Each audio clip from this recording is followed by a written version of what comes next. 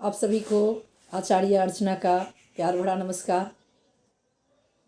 आज मैं आप सबके लिए एक बहुत ही ज्वलंत विषय लेके उपस्थित हुई हूँ। तनाव कैसे दूर करें। मन मस्तिष्क के अंदर जो भरा हुआ स्ट्रेस है, तनाव है, दबाव है, जिसके कारण मन विकल रहता है, हम अकेला महसूस करते हैं, हम असहाय महसूस करते हैं, उस तनाव से हम कैसे छुटकारा पाएं। जब शारीरिक कोई बीमारी होती है, कोई डिजीज होती है, हम डॉक्टर के पास चले जाते हैं।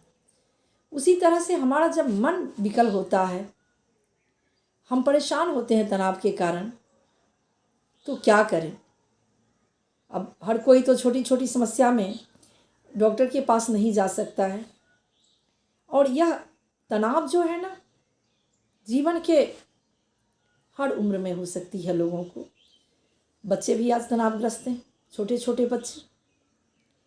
सबकी अपनी अपनी लेवल की समस्या है, किसी को कोई समस्या है, किसी को कोई समस्या है। सब अपने अपने उम्र के हिसाब से समस्याग्रस्त हैं, और उसी समस्या को जब हम मन मस्तिष्क में जमा लेते हैं तो हम तनाव ग्रसित हो जाते हैं और लोग डिप्रेशन में चले जाते हैं। बहुत सारी समस्याएं होती है, जिंदगी के मुख्य धारा से कट जाते हैं।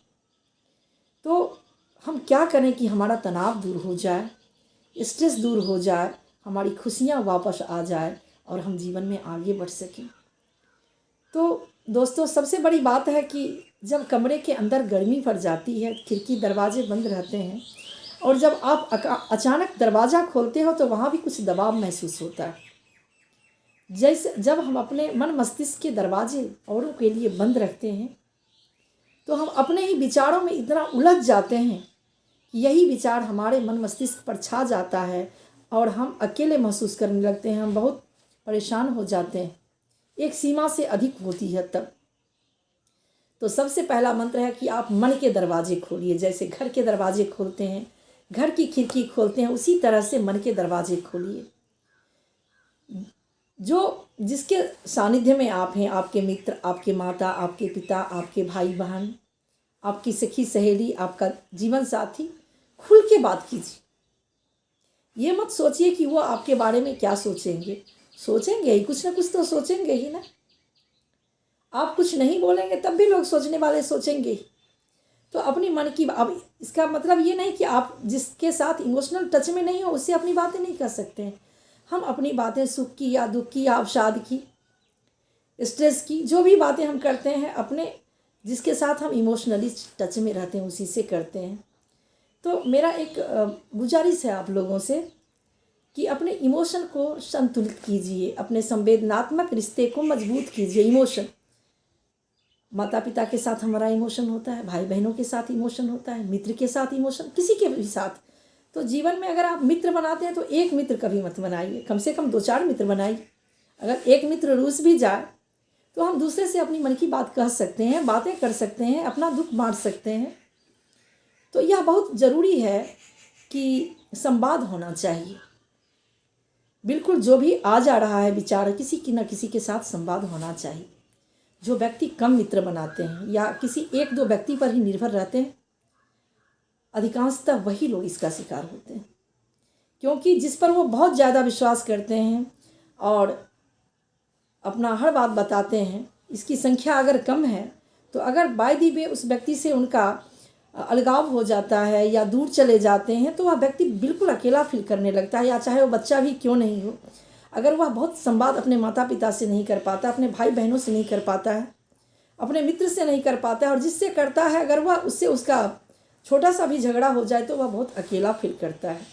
तो सबसे पहले हमें अपना इमोशन 2-4-5 लोगों के साथ बांटना चाहिए कि कभी हम अकेला फील ना करें, हम अपनी बातें बता सकें, दूसरे की सुन सकें।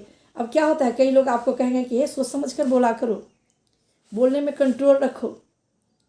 अरे भाई, ज़िंदगी है, हमेशा हम सोच समझ के कितना बोलेंगे। कभी हम तो कहेंगे कि कभी आप निरर्थक चर्चाएं भी कीजिए।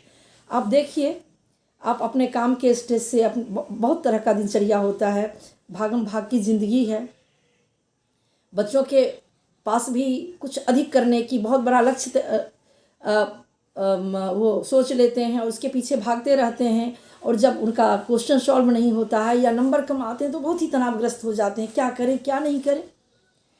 अरे भाई, जब आप दूसरों से मिलोगे ना तो पाओगे कि उनकी भी समस्याएं यही है जो आपकी समस्या है। तो जब दूसरों की भी समस्या वही है जो हमारी समस्या है, तो फिर अपने आप जो है ना, हम तनाव से दूर होने लगते हैं, स्ट्रेस से दूर होने लगते हैं।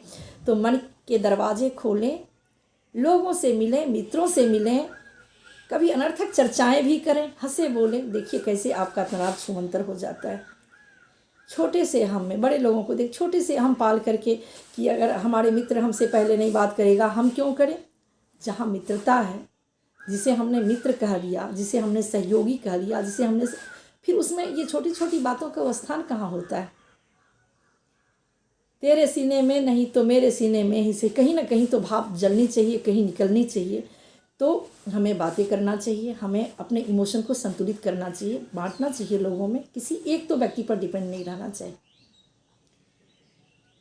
कुछ व्यायाम हमें अवश्य करना चाहिए। अब व्यायाम का मतलब नहीं कि देखिए हम मैदान में जाकर के व्यायाम करें या हम योगा करें रूटीन से ही। कई बार जो गृहिणी होती हैं या बच्चे होते हैं, बहुत काम होता है उनके पास, कोई बात नहीं, आप अपना घर बंद करके डांस कर लीजिए,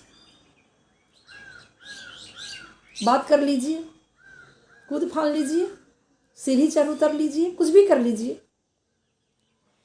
क्या होगा, आपका जो ब्लड सर्कुलेशन होगा ना, तो एक नई शक्ति का संचार होगा, और जब नई शक्ति का संचार होगा, शरीर अच्छा फील करेगा तो मन भी अच्छा फील करेगा।